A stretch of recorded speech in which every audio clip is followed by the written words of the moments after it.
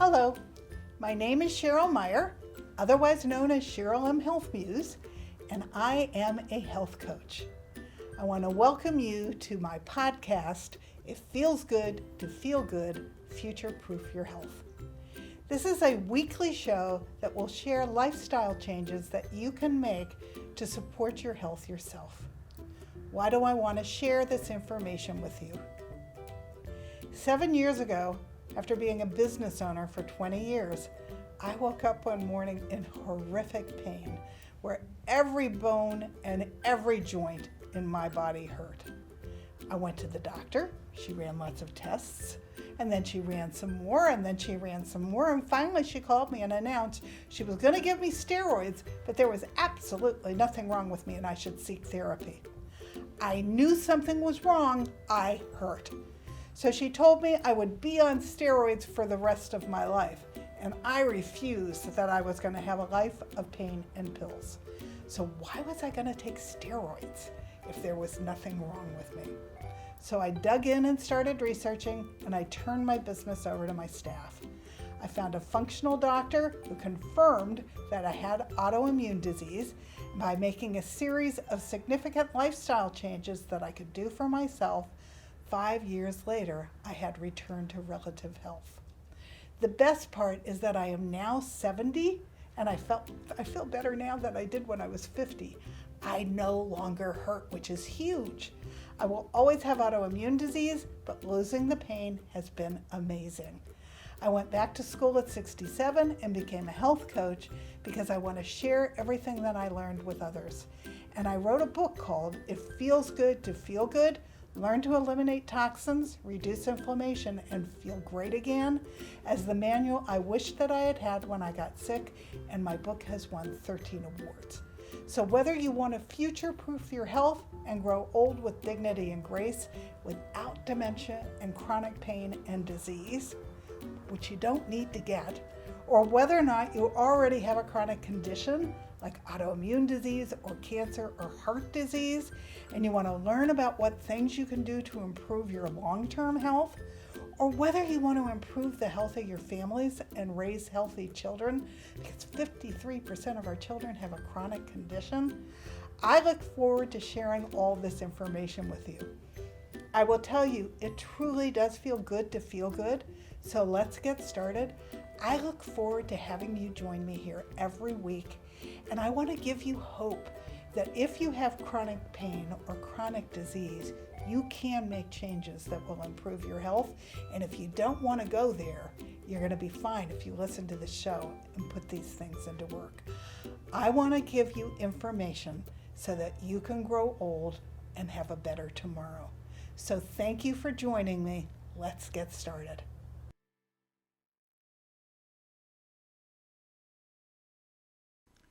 Hello. Welcome to another edition of It Feels Good to Feel Good, Future-Proof Your Health.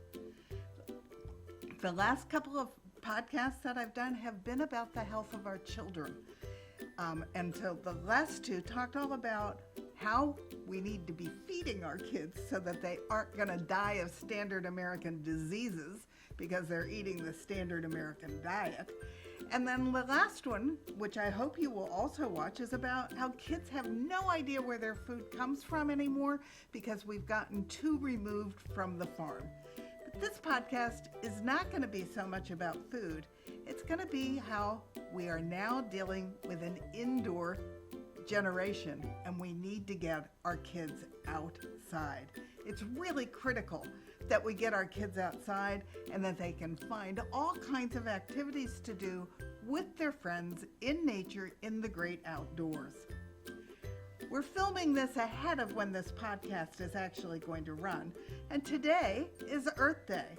And I just want to say, Earth Day needs to be every day, and you need to allow your children to have some freedom outdoors and in nature so that they appreciate Mother Earth, because they're going to need to do a lot of work from what they're inheriting from us. And if they appreciate it more and they get outside and they see all the benefits of being outdoors and doing outdoor activities, then they will be much better custodians of Mother Earth than we have been up until now. So now, I want to show you, I usually don't do this, but all the material for my children's podcast is coming from my second book, which is Feeling Good, Living Low Toxin in Community and Everyday Life. I have an entire section in this book about raising healthy children in the 21st century. So please go to Amazon and take a look at the book, because it has invaluable information in it, both for your health, for the health of your family, and for the health of your children. Okay, let's get started. Our children have actually been coined the indoor generation. 90% of their time is being spent indoors. We need to allow our children just to be and to enjoy exploring the great outdoors, which could happen in city or in country living. It's important. So don't let your kids sit in front of a television screen or in front of a computer screen for all of their hours, and don't keep them so freaking busy learning academics that they don't learn to enjoy life and to enjoy the environment that they're growing up in. A lack of daylight is actually impacting our children's ability to learn. So if you let them get outside, they'll do much better in academics anyway. It's increasing their blood pressure, and this is the big statistic. It's causing depression in 15% of our children. Suicide is the second leading cause of death for children ages 10 to 24. Suicide is the second leading cause of death for college-age youth. More teenagers and young adults die from suicide than die from cancer, heart disease, AIDS, birth defects, stroke, pneumonia, influenza, and chronic lung disease combined. Every day in our nation, there are an average of over 3,700 attempts by children to kill themselves. And it's even worse if you added up all the ones who did not succeed. 4 out of 5 teens who attempt suicide have already given clear warning signs. For every completed youth suicide, there are 7 to 10 attempts that result in hospitalization. Now, this is all important about suicide because I strongly believe getting kids out into nature it's almost impossible to be depressed when you're out in the wonders of nature and when you're seeing the beauty that Mother Earth has, and when you're in the woods and in the mountains and rolling in the grass. That's pure joy. So if you get your kids outdoors, then they have a much better chance to be happy and to let all that steam off and to live happy, undepressed lives. So that's one of the reasons you want to get kids outdoors. Air is more polluted in the house than it is outside. Now, I live in Los Angeles, so that's a big statement. But you want to make sure you get your kids outdoors so that they're breathing outdoor air. It's better for them. Let kids play in the dirt. Let them get dirty. Let them play in the mud. The microbes are good for children that they get from the dirt, and they don't need to be lily clean all the time. Let them go outside and make a mess and then clean them up. All that stuff washes, including them. And then plan fun activities to get your child outdoors and afford them the freedom that they then need to enjoy it. Our children are not getting exposed enough to the joys of being outdoors and the health benefits that come from being in nature. Because they've been coined the indoor generation, 90% of their time is being spent indoors. A lack of daylight is impacting the children's ability to learn. It's increasing their blood pressure. And, as I said earlier, it's causing 15% of them to be depressed. That's way too many. It's not good. To make it worse, because the air in our homes is poor quality and it's more polluted, It's 5 times more polluted than outdoor air. So one of my recommendations for that, because as you know, I wrote another book all about toxins, is buy a good air filter and keep it where your child spends the majority of his time so that the air indoors that he's breathing is also healthy. Because all of this contributes to something called toxic load, and it's when toxic load topples over that the standard American diseases occur. So we don't want our kids to get sick. We want them to grow old and to thrive. And so every single toxin you eliminate from your child's life will help them grow up healthier and happier and mentally happier as well. When kids do get outside these days, everything is scheduled. When I was a kid, I lived next to a great big field, and next to that great big field was a great big woods. And I used to just go off by myself. And I was an avid reader from like 7 years old on, and I would sit on a log that was in the middle of the forest, and I would read. And I was completely happy just being there with the birds, and maybe a deer would come along. We had beautiful birds where I was a kid in Pennsylvania. And so giving kids the freedom just to be and to be alone is also really important, and having kids be able to entertain themselves alone is very important. Kids today seem to go from activity to activity, whether it's soccer, baseball, ballet, dance classes, art, or some other activity. We keep them so busy in their off hours, and sometimes we're even sending them for extra schoolwork.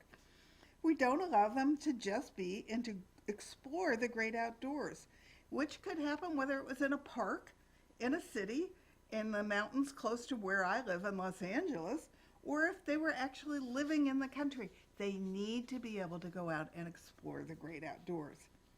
You can blame it on our smartphones and our increasingly tight schedules, but in the United States, we are spending less and less time every year outside than ever before. So there is now something called nature deficit disorder, and it's a legitimate diagnosis, as an average American spends 93% of their lives indoors. So not only are our kids living all their lives indoors, but so are we. Now, we're still in the middle of the COVID epidemic, COVID-19. And one of the things I've recommended is that you get outside. I know we're segregated and not in community at the moment, except we're at a social distance, but that doesn't mean you can't go out and walk. And sometimes you should walk just for pure exercise. And sometimes you should go outside and walk and use all your senses. Walk outside, feel the air on your face. Look up and see, are there big fluffy clouds in the sky? What color is the sky today? Go over to the first tree you see and feel it. Are there new flowers growing in your neighborhood or in the park where you walk? What do you hear? Can you hear birds when you're outside? Take a sensory walk so that you don't miss the wonders of nature either.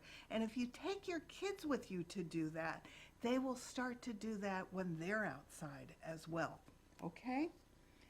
According to one poll, 70% of moms in the United States remember playing outside every day as a child. I do. But only 26% of them say they can say the same thing for their kids.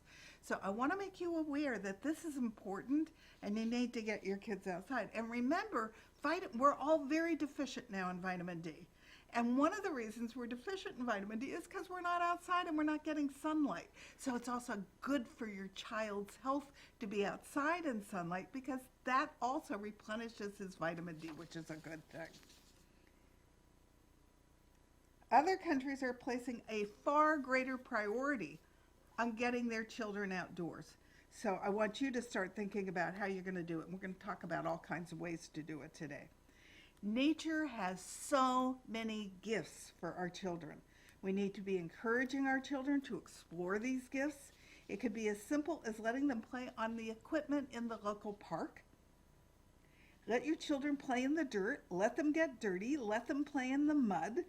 And since I already wrote chapters and did a podcast on some of the wonders of returning to nature and the beauty of forest bathing, I want you to go back and watch that podcast about the wonder of trees because you're going to get all kinds of wonderful ideas there too. And we're going to talk about it a little bit at the end of this as a refresher. But I want you to explore what the benefits are for children to be outside. In one article I read in preparation of writing my book, one of the articles talked about raising a wild child, in quotations. And it was highly encouraged, within reason, of course. You don't want a child that goes wild and does things that are dangerous for him. But today, our children lead such supervised lives. Let them just go be them. Kids need nature, they need unstructured time, and they need play. It may seem like this is just fun, but we know from research this is how they grow and properly develop. Nature has benefits for us all. We slow down in nature, we live in the present moment when we're outdoors. The outdoors takes us back to our roots. It helps all of us understand more about the world around us. And being in nature impacts our mood, lowers our depression, soothes and releases stress. Letting them run wild outside relieves their stress, and it improves their self-esteem. All these things are things that need to be learned early in life and go throughout their youth. There are real physiological and psychological benefits of being out in nature. Furthermore, movement will increase brain power, so getting our children out into nature improves their learning. Being able to go out and climb trees and swing and hang upside down and all things that improve motor growth development are important, and they also improve learning when the child enters school. So this should start preschool. Find activities so that your child can be outside. As adults, we often do not prioritize ourselves the importance of downtime. And in the long run, that's also not healthy for us. We need downtime, and our children need it too. We need to encourage unstructured time for children, which is time for them to rejuvenate and relax, and nature provides that opportunity. Now, let's say you live close to a river or an ocean. It's really important for your kids to be able to go and enjoy that too. So think of all the different kinds of areas that you might be able to take your child to so that they can experience the great outdoors. Because whatever it is, you should experience all of them with your child. You want them to have being outside and in nature a priority in their life. And remember how we talked in the last podcast about children are little pitchers? They're going to copy whatever it is that you do. So it's important that you set an example that being out in nature is important and creates happiness and peace for you. Another advantage of a child getting out into nature with other children is that they get to figure things out for themselves. It encourages them to become problem solvers. They may not do it right, but that's okay when they're young because then the risks are low. As we know, as adults, making mistakes is part of the process of finding success. I actually don't believe in failure. I believe that everything we don't accomplish on the first try is just another opportunity to find how to get over that wall in a different direction, and your children need to learn that too. Learning tenacity for problem solving is especially a valuable skill for your children to learn. Kids learn to adjust and approach the problem from different points of view until they finally get over that hurdle. It's invaluable.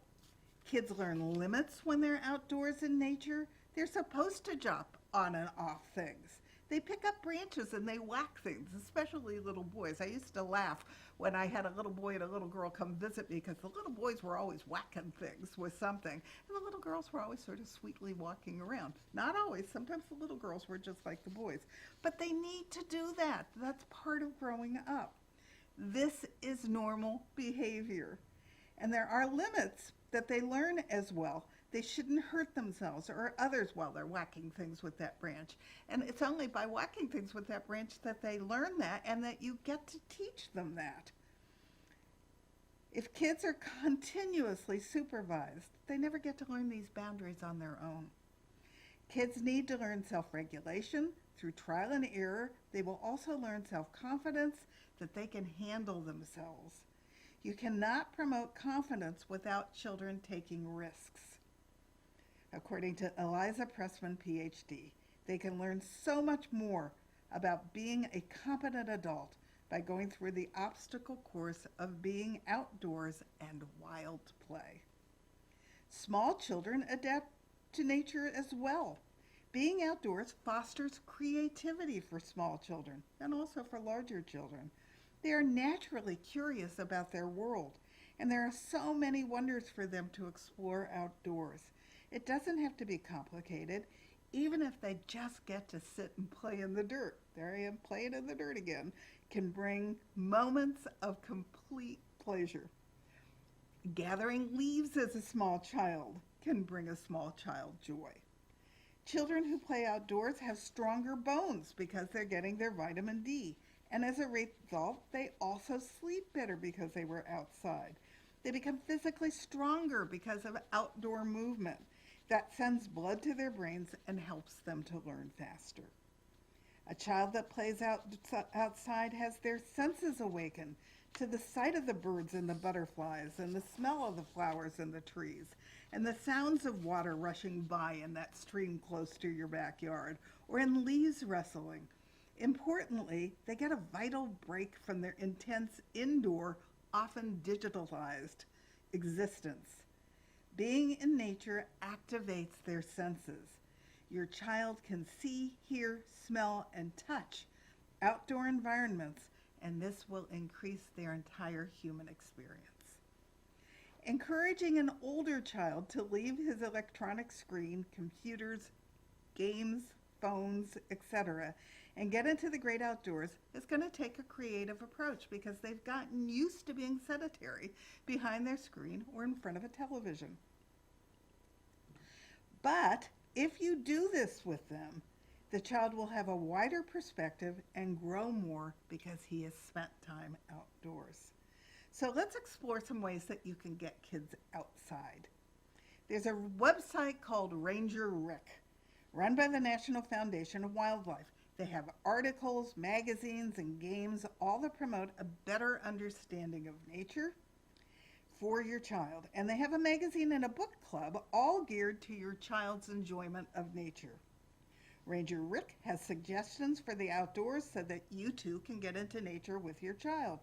The natural world is fascinating to your kid, so don't miss the opportunity to spend loving time having an experience exploring with your child. And trust me, when your child grows and has his own children, he's going to remember those adventures he went on with you more than a lot of other things he's going to remember about his childhood. One of the things that Ranger Rick encourages is gardening for wildlife. I'm going to discuss gardening for the child's food later on in this podcast, but let's explore how wonderful it is to grow plants that attract butterflies and bees and that the child can see out his window and out into the garden. My husband's first wife actually gardened for butterflies, and it was charming to be out in the flowers that they loved the most. She built a little walkway that was actually quite wide that had flowers and plants that butterflies loved, and they found it and they enjoyed it, and it was beautiful to spend time there. And butterflies are so glorious. And remember, if we don't have bees and butterflies, we don't have food, so it's rather important that we create environments where butterflies and bees are happy.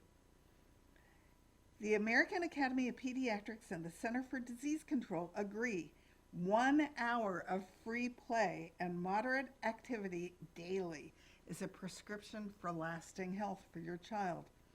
Increasing a child's time in nature and in the outdoors does not have to be a heavy burden for you as a parent. It's a quick stop at a local park on the way home from school. It's fishing for an hour in a close local stream, or it's an impromptu picnic outside on your patio or in your yard. It doesn't have to be a big planned event, but it could be an impromptu event that just gets your kids outside with you. Other things that you can do with your children outdoors. Connect with other parents in your neighborhood and set up a treasure hunt. Make a list of things that your child can hunt for. Make a short, simple list of things for your kids to look for, like a shiny object or something that could hold liquid. The satisfaction of finding objects turns it into a reinforcing activity, and it will keep them outside in search of the next item on the list. They'll forget that computer game they were doing for a little while because this starts to become a really fun activity. And they're doing it with other kids in the neighborhood, and they should be running around with other kids in the neighborhood. Buy your children books with pictures and send them outdoors to identify things.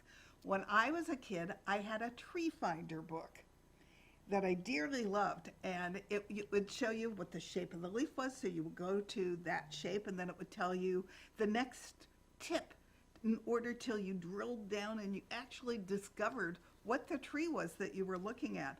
I recently discovered that those books still exist and have actually been published in newer editions. So look for that and go on a tree finding expedition with your child. It's fun.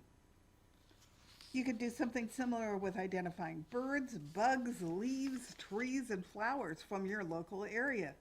Buy audible tapes of bird calls and then get outside and have them identify the bird. We have a bird outside our bedroom at the moment at night that I think is a mockingbird because he's got a whole bunch of different calls he goes through when I'm trying to get to sleep at night, and he only does each one maybe 3 times and then he changes his song. I don't know what kind of bird he is. I should try to figure it out because he's got quite the repertoire of beautiful songs that he's singing to me at night. All of these adventures of identifying things that are in nature are treasure hunts. And so I know that when I was a kid, identifying something was terribly exciting. Buy them a special box to keep their outdoor treasures in. Buy them a magnifying glass. Get them a microscope so that they can look at these things that they've collected under high magnification. Buy a simple telescope and go outside at night with your child and look at the stars. Our second home is in Sedona, so we actually bought a pretty sophisticated telescope, and the stars there are sensational. So wherever you are in Los Angeles, some nights because of the city lights, it's hard to see the stars, but you do go places where you could set up the telescope. And one of my favorite memories was getting outside with my father and his telescope and finding what I knew at the time to be the Seven Sisters. To this day, when I go outside at night, I always find the Seven Sisters, which happen to be the Pleiades. And I didn't know that as a kid, but those are very special stars for me because it was a very special experience that I went and identified those with my father with his telescope. You could even just look at the craters on the moon. That's a thrill with your child.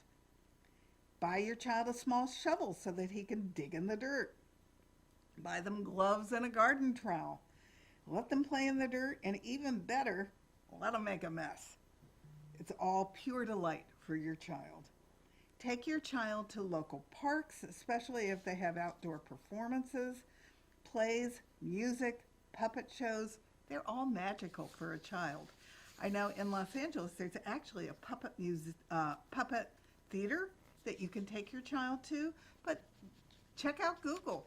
Google has got all kinds of great information. Find things that you can do with your child that will get him away from his computer. Start a collection with your child. It could be fall leaves, it could be rocks, it could be shells.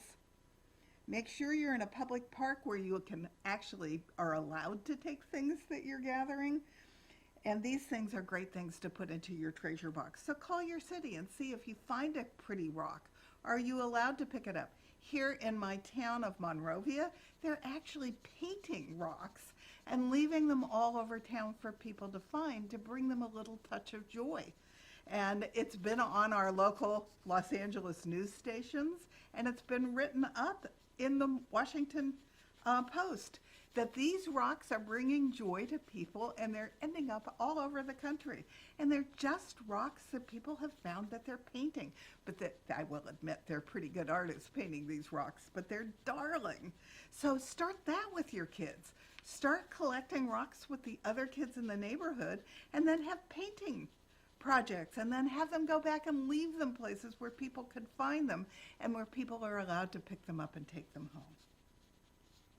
If your child is hooked on his electronics and reluctant to get outdoors, then buy him an inexpensive camera and teach him to take photographs or let them record videos on your phone. This way, your child creates a photo or video log of all of the adventures he's going on with you, and he'll have that way into his life. Take your child on a hike somewhere in your local area. It could be in a woods, it could be along a riverbank, it could be along a stream, it could be on a trail that leads to a waterfall. Monrovia is right up against the base of the San Gabriel Mountains, and there is a trail that leads up. It's a pretty easy hike to a beautiful waterfall that has a pond underneath it. What a great adventure to go with your child. I don't know your area, but most likely there is something in your area that you could go on an adventure with your child that would get them outdoors. Check out my emergency pack of food that I try to always carry with me so that I always have healthy snacks. You are not going to want to get outdoors and then drive through takeout food, which is lousy and part of the standard American diet and loaded with chemicals. You're going to want to have your own beef jerky and apple and packet of almond butter and nuts. Wonderful nuts to serve your child when you get hungry so that you're always prepared and you have emergency food with you. There are lots of things. There are even protein bars that are low in sugar and high in protein that will give you both a little treat when you're out there in the middle of nowhere because you've taken your emergency pack with you. Carry a book with you to read to your child when you slow down and sit. Go on an adventure just to pick flowers and leaves and then allow your child to press them when you both return home. Now, I wouldn't go picking the neighbor's flowers without them knowing and giving you permission to do that. But if you're in the woods and you see some wildflowers, you can pick them. You can take them home and you can press them. Build something with them. It could be something as simple as a hummingbird feeder.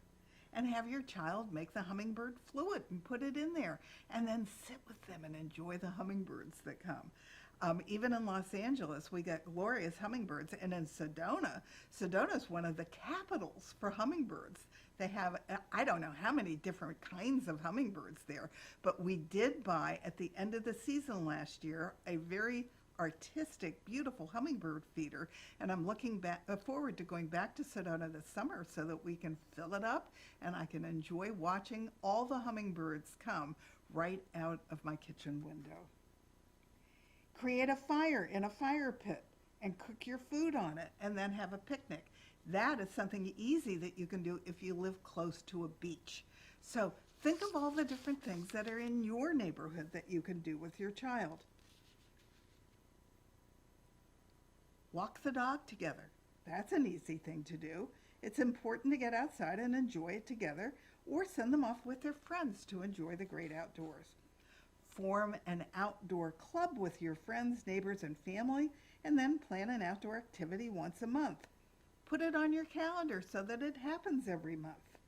Depending upon where you're going and what you're doing, buy books ahead of time and explore what kinds of activities are available and what kinds of animals might be seen, so that the child is actually going on a treasure hunt looking for specific animals and wonders of nature.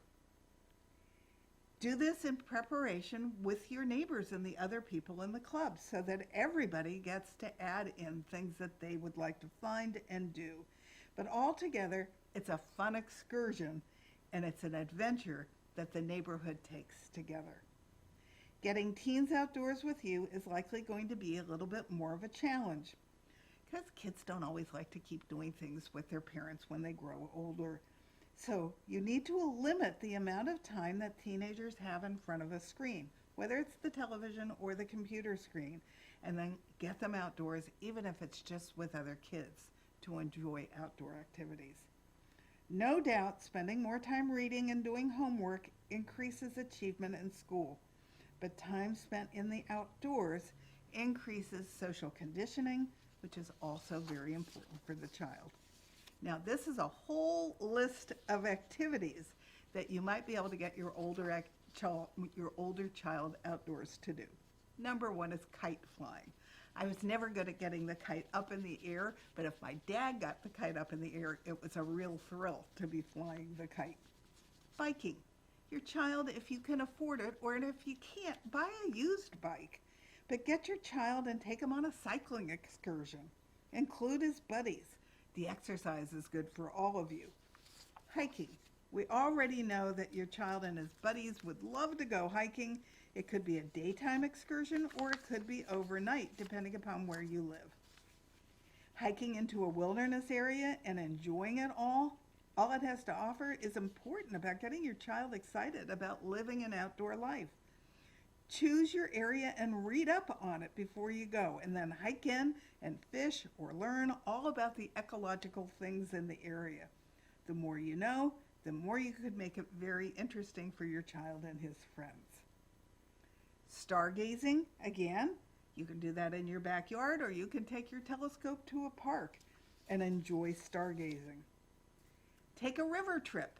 That's something that you would actually Google and find, and then go to where the river trip begins, and that will be supervised, but that'll be fun.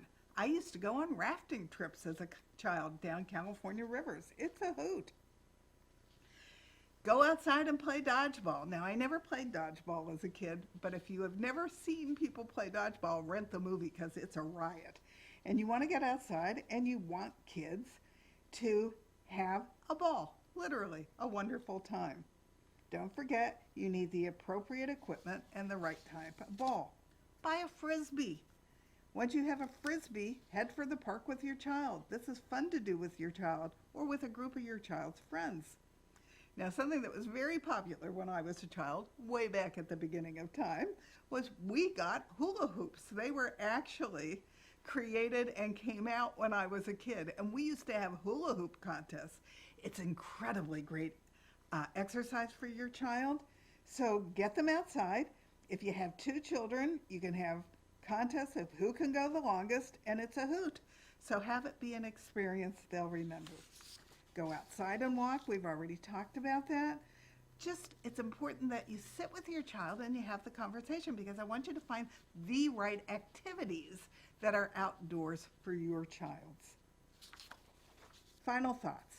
It's always good to explain to your child why it's so good for them to spend time outdoors, whether it's in the backyard or on an extended trip.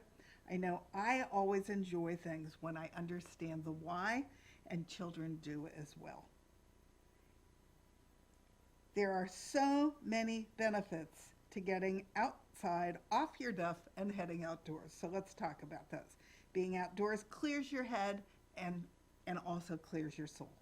Going outdoors allows you to soak in the vitamin D2, which we've talked about.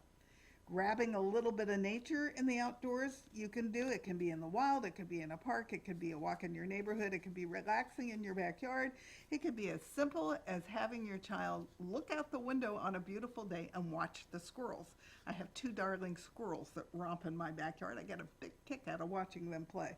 Your child should too. All of these will reduce your stress and give you an important mental break. Take a ball to the park if you have a dog and play fetch. Let the dog run and get the ball and bring it back to you. You can leave any anxiety or worry at the door by leaving your routine. Spend time healing by experiencing things outdoors. Empty your mind by returning to nature, which is when I am my most creative. If you get outside and just let the wind blow through your head, you'll have all kinds of creative ideas, and so will your child. We need to feel the joy of the sun on our skin. It warms us and it brings us happiness. And in the winter, in areas of the country where it gets dark in the winter, there's something called seasonal affective disorder. So on sunny days, it's especially important that you get your children outside and reveling in the glory of sunlight. Numerous studies have been conducted to establish the benefits of spending time in nature. It improves attention spans, both long and short term.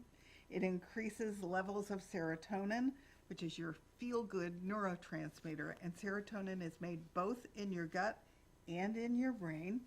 It gives you increased brain activity in those areas responsible for empathy and emotional stability. It gives you increased energy levels just by spending 20 minutes outdoors a day. You need to get outside and practice grounding. That means you need to take your shoes off and put your bare feet into the grass. But make sure it's grass that hasn't been sprayed with Roundup, because that herbicide is toxic and goes right through the skin. Draw the electrical charges from the earth into your body and let them flow through you. I am lucky because in Sedona we actually have both male and female vortexes, and I love to go experience them. And when you're in an area where there's a female vortex, which means it goes counterclockwise, you release the past. And when you're in a male vortex, which goes clockwise, you're pulling in and manifesting what you want in your future. So those are fun things to go outside and do with your child as well. I want to talk just for a minute about the importance of grounding. Don't worry about the fact that they don't have their shoes on. Just go let them play in the dirt. And I stopped my gardener from spraying Roundup on my lawn because, for God's sakes, we're getting poisoned over weeds. Number one, the dandelions are really good for the bees, and right now I want to do whatever I can so that the bees survive. But remember, they're weeds. We are spraying toxins around us, and our gardeners are spraying toxins for weeds. So let's get things into perspective. If you don't spray your lawn, you can go put your bare feet in them and not get poisoned. You're just simply happier when you're outdoors. Being in the sun and being in the green and seeing all the wonders of the earth naturally makes you happier. I certainly, if I get depressed, that's the first place I head outdoors, because I can't possibly stay depressed when I'm outside. True health comes from doing the things that encourage our well-being. Getting outdoors is certainly one of the important things that we can do for ourselves. Being outdoors allows you to work on your spiritual health. I don't care what you believe in. If you believe in anything that's universal, get outside and develop your spirituality. Open your senses to the wonders of our world and practice gratitude that we have all those wonders to enjoy. Bathe in whatever the greater power is that you believe in. Mother Nature's love for us is unconditional. When we need shelter from the heat, we can retreat to the shade of beautiful trees. When we need warmth, we can bask in the sun. When we need darkness, so that we can sleep, the sun retreats and creates nightfall. Nature is a miracle, and it's complex and loving and sometimes challenging, but she does regenerate.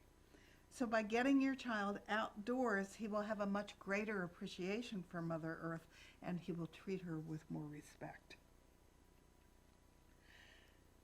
I once commented to my husband that as humans we are killing the earth, and he replied that the earth would survive, but we might not survive as a species on this earth.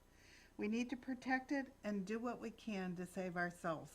Today, since it is actually Earth Day, even though this podcast will be playing sometime in the future, I actually quoted Chief Seattle, who talks about the fact that Mother Earth doesn't need us to heal her. She can heal herself.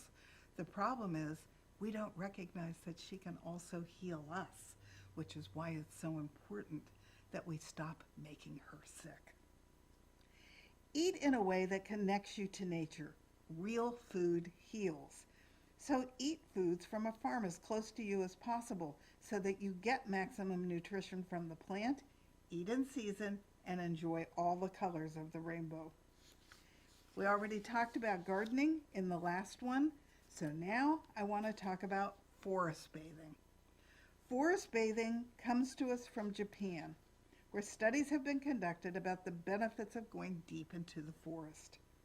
Forest bathing, or spending time in nature, has become a cornerstone of preventative health care and healing in Japan. And I think we need to take a look at it and adopt it here as well.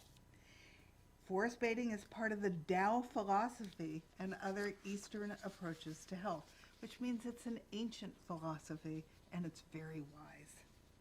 There are many health benefits to forest bathing, both physiological and physical.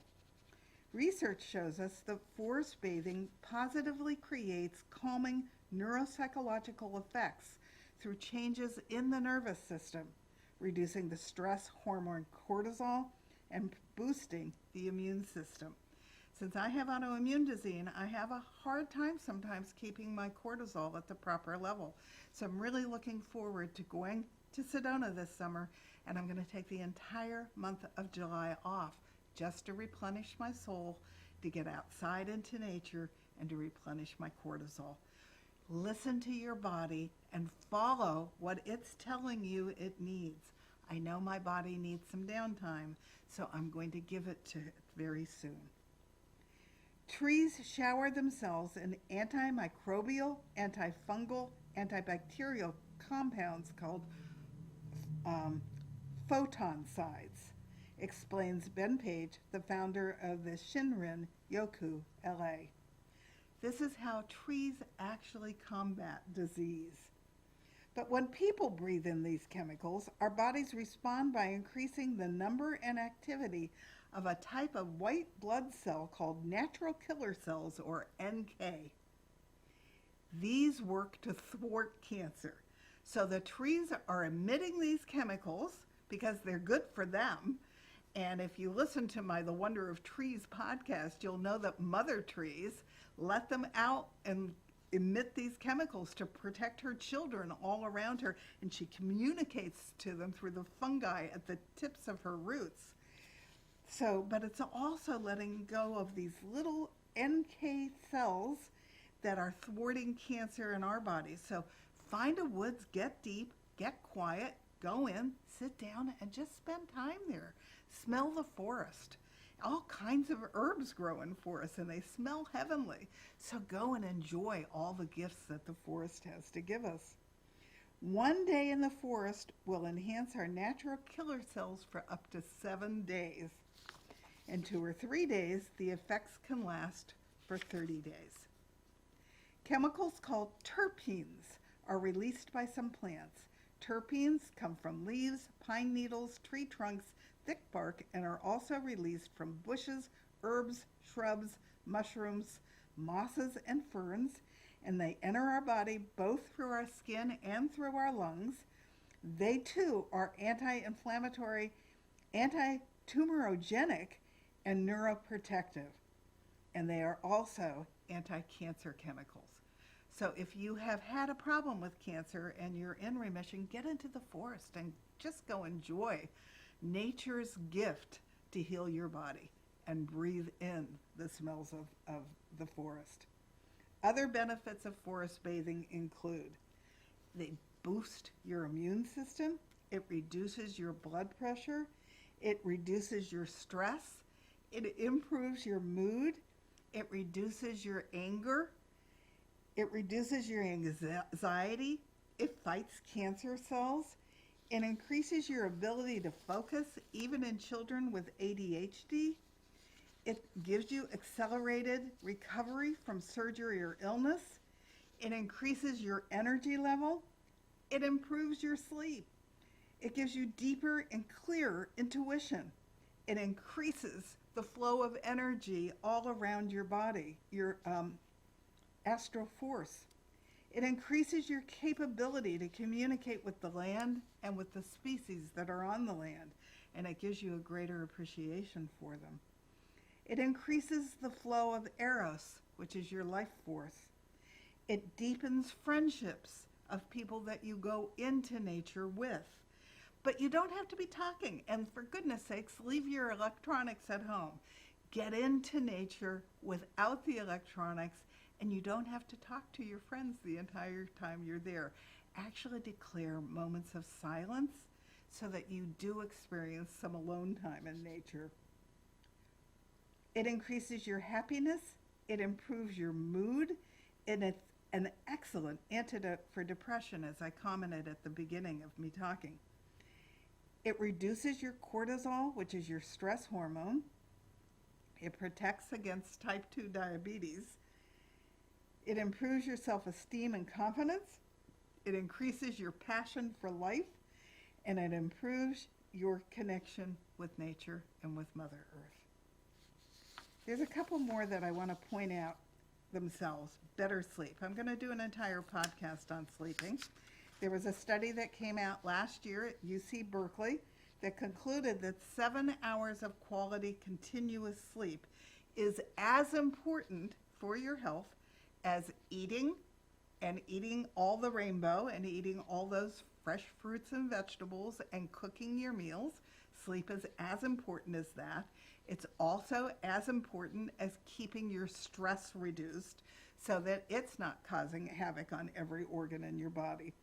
And then the fourth pillar of good health is learning how to breathe and breathe deeply. We've become a society that breathes very shallow, and I stop twice a day and do the Dr. Andrew Weil 4-7-8 breathing exercise. Look it up on YouTube, do it with him until it comes naturally, but it actually does reset the parasympathetic nervous system and take the top off your stress so that it's not toxic stress, it's just everyday stress and it's not doing your body the harm. Being outdoors away from artificial lights also helps synchronize your biology to natural circadian rhythms. Research shows that 21 different varieties of trees actually breathe and have their own circadian rhythm. And what they've determined is that trees relax when they're not in sun. So they actually do sleep. And then when they take in the water and the sun comes out and their branches rise again, that's part of their circadian rhythm. There's stress reduction just from being out of doors, which is a key element of leaky gut, so it will help your child's health that you've gotten them outside, and it reduces your blood pressure.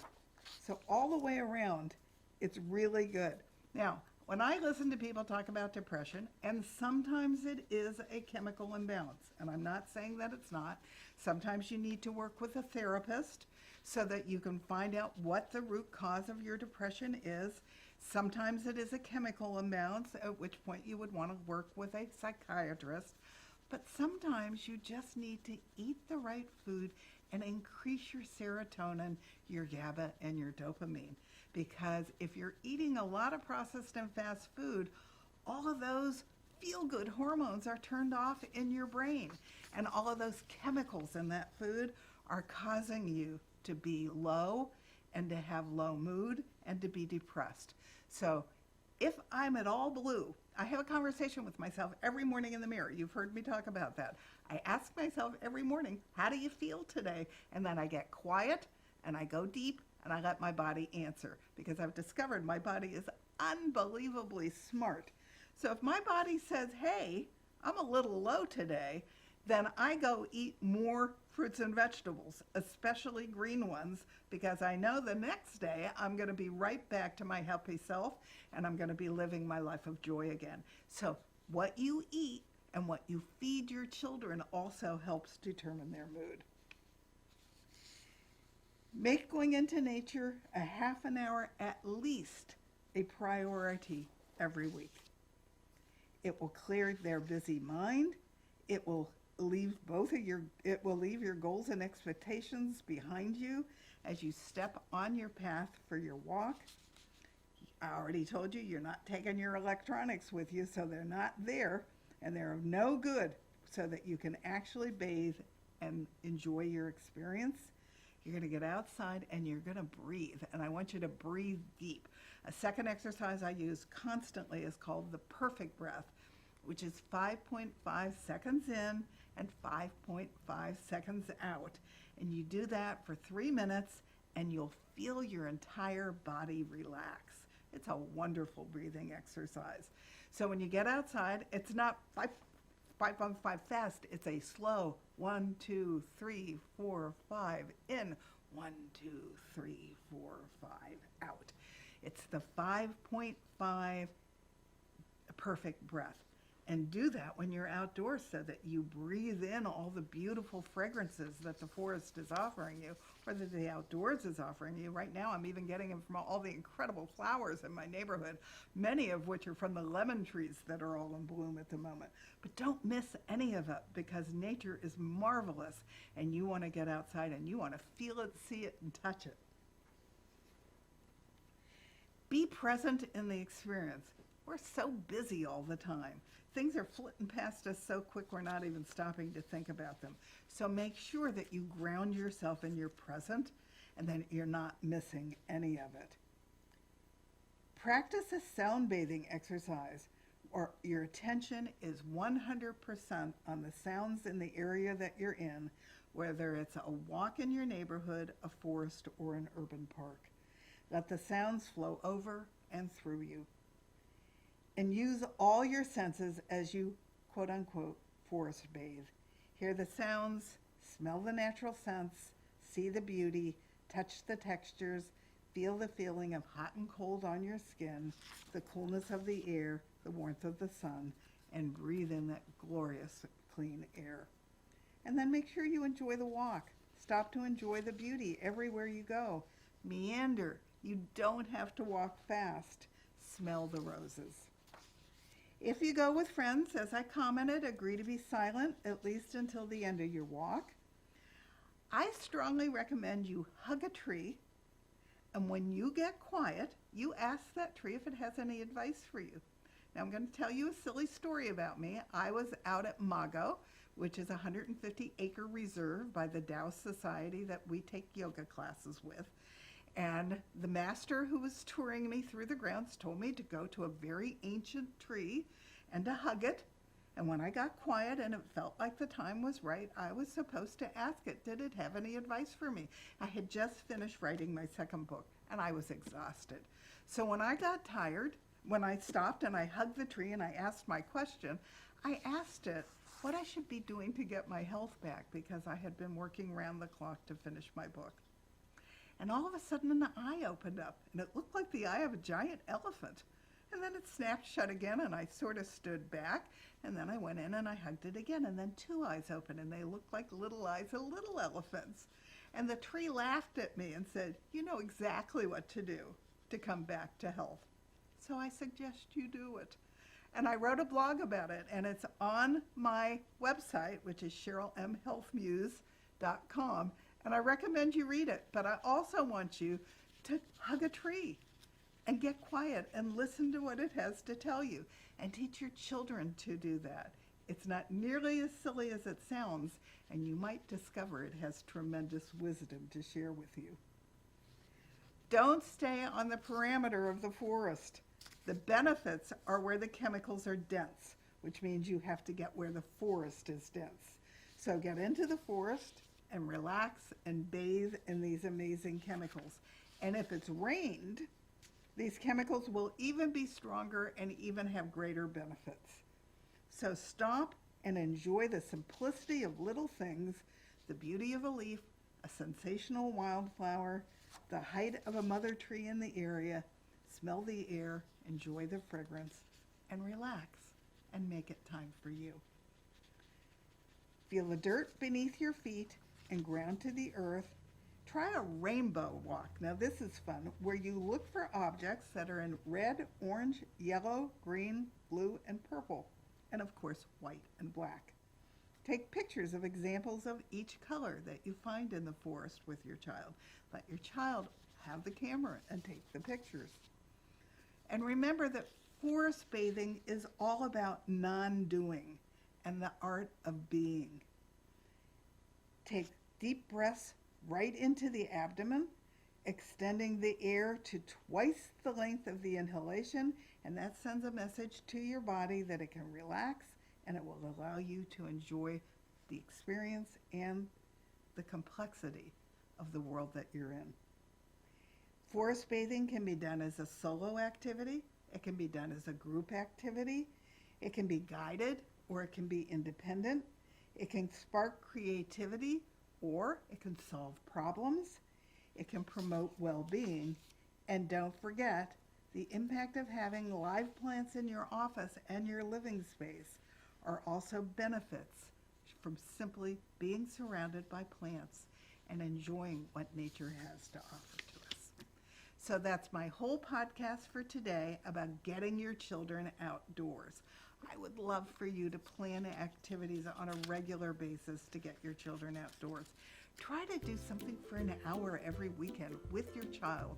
Your child is going to remember the experiences that he has with you. A lot of parents ask me, how do you get kids not to eat processed food, sugar, and junk? And how do you get them not to eat fast food? Because you nurture experiences with them. And they'll copy and mimic you and the way that you eat. And if you're giving them experiences, that's what they're going to share with their friends. They're going to be little junior veggie ragers, which are characters that I have created and someday want to write a book about, where kids enjoy the experiences that they're having with you and all of the adventures that they're going on. Okay? Thank you for listening to me. Get out there with your kids and let's change the statistics.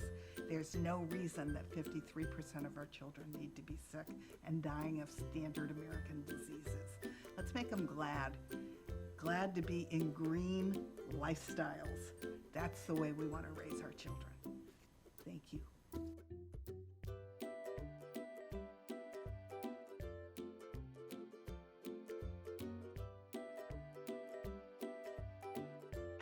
Hello, could I see a show of hands if there's anybody out there like me who's tried to lose weight their whole life and not been successful? So you've tried all the different diets available. You've tried Weight Watcher. You've tried Jenny Craig. You've tried all the New York Times bestsellers. And the last time you did it, you started off great, just like all the other times.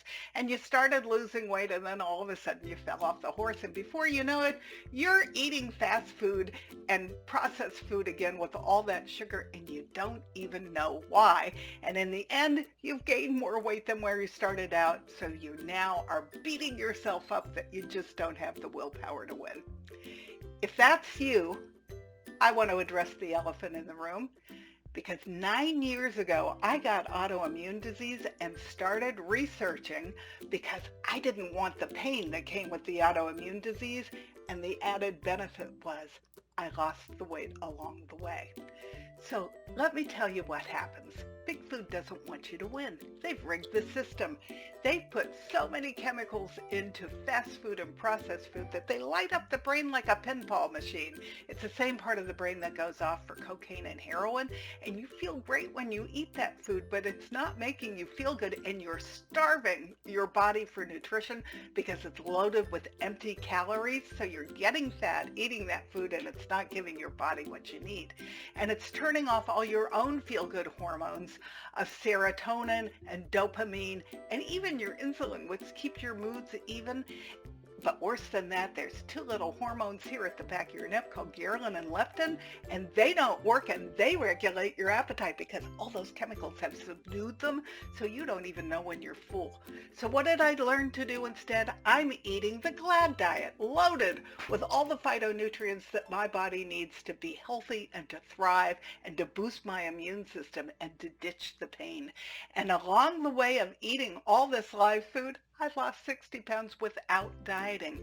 You see, I was starving my body for nutrition when I was eating the standard American diet, and now that I'm giving my body all those beautiful phytonutrients, it's not holding on to it anymore, so it's just dropping it automatically.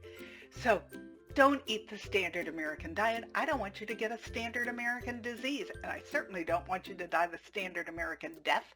Instead, start eating the GLAD diet, because by eating all those beautiful phytonutrients, you will be healthier and you will live long and thrive. Thank you.